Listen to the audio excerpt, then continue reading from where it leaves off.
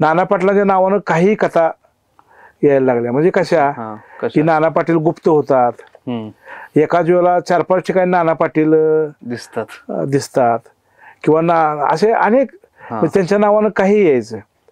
म्हणजे असे काही किस्से की नाना पाटील, आता एक साधा किस्सा सांगतो की त्यांचे आजी एक्सपायर झाली, त्यांच्यावर अटकेचं वॉरंट होतं ब्रिटिश पोलिसांचं. त्यामुळे ते नाना पाटील ते आजीचे अंत्यदर्शन घ्यायला येणार म्हणून पोलीस तिथे अगोदर येऊन बसले होते. बरोबर. पोलिसांच्या अंदाजाप्रमाणे नाना पाटील आले, पोलिसांचा अंदाज खरा ठरला.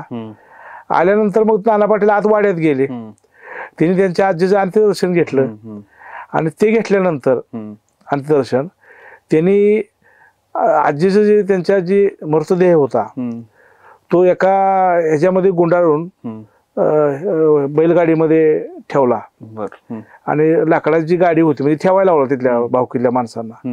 आणि बैलगाडी जी लाकडाची होती त्यातनं ते आजीचा मृतदेह पुढे गेला त्यांच्या आणि ते स्वतः जिवंत असताना ते स्वतः तिरडीवर झोपले.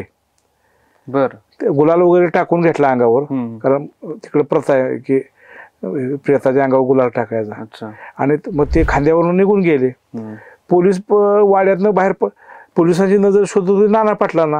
म्हणजे आजीचा बैलगाडीत ठेवला, लाकडाची बैलगाडी जी असते ना त्यातनं पुढे पाठवला आणि स्वतः ते तिरडीवर झोपले आणि ते मग निघून गेले. आणि पोलिसांना वाटलं की नाना पाटील अजून वाड्यातच आहेत, त्या पोलीस वाड्या बघत बसले. तो पण तिकडं अंत्यसंस्कार झाले, तिथं होडी होती, त्या होडीत बसून ते निघून गेले परत नदीच्या पलीकडे.